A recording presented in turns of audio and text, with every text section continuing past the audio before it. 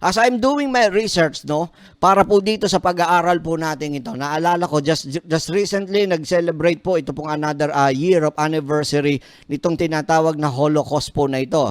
At dito sa Holocaust na ito, we all know na how many Jews have been killed, no, during the time of the World War II po na ito na tinatawag.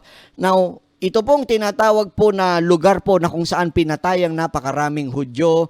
Of course, siyempre po, kaya yan ay isang matindit bangungot sa kasaysayan ng sangkatauhan yung nangyari po na.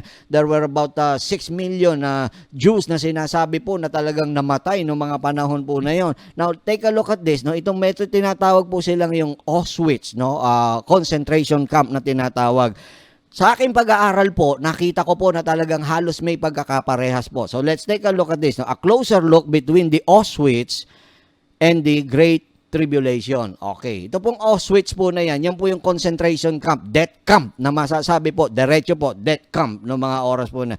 There is an incredible comparison from Auschwitz, no, and the Great Tribulation. Meron po na pagkakaparehas po. So bakit ko po sinabi? During that time, no, about 1.5 million died at Auschwitz, of whom about 1.2 million were Jewish, no? So yan po yan, no? And that means na 1/5 of the 6 million of Jews nung exterminated by Hitler, namatay po dun sa lugar po na yon, dun sa complex po na yon. Dun lang sa lugar po na yon, sa Auschwitz camp lang. Ang nategi po ron, para maintindihan nyo, ang napatay po ni Hitler po dun sa concentration camp na yon is 1.2, which is the 1/5 na nung tinatawag po na the fifth part nung 6 million na kabuuan na talagang pinatay noong mga panahon po na yon. Now, there are other groups na napatay po dun sa concentration camp na ito, sa Auschwitz concentration camp. Kasama po dyan yung mga Polish political prisoner, kasama po dyan yung mga Soviet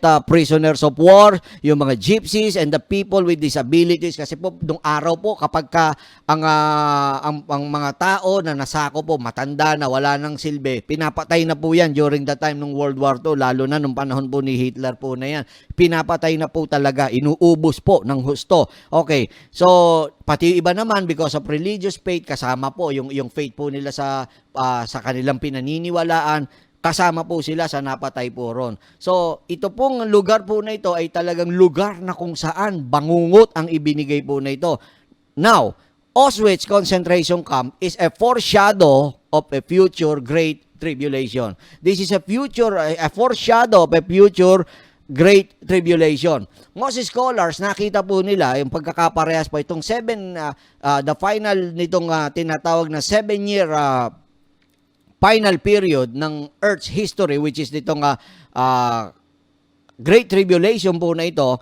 Makikita po natin na may pagkakaparehas po talaga itong dalawa po na ito. Bakit ko po sinabi?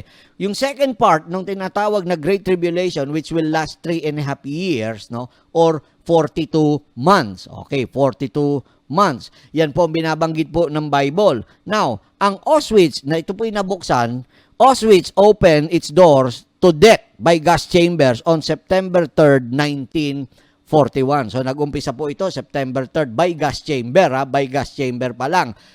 Iba pa po yung mga pinagpapatay nila sa binaril po nila.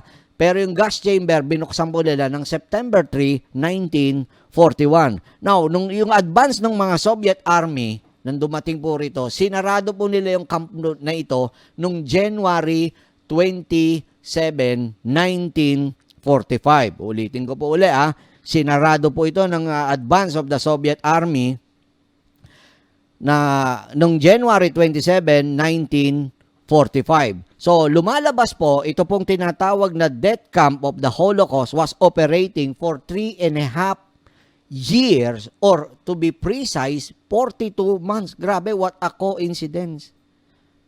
Antindi po. So, parehong-pareho po ito pong Auschwitz concentration camp at pati yung 3.5 final po na 3.5 years, the second part of the Great Tribulation, parehong-pareho po na nag-operate po ng 3.5 years or 42 months na tinatawag. So that is the comparison po na makikita po natin.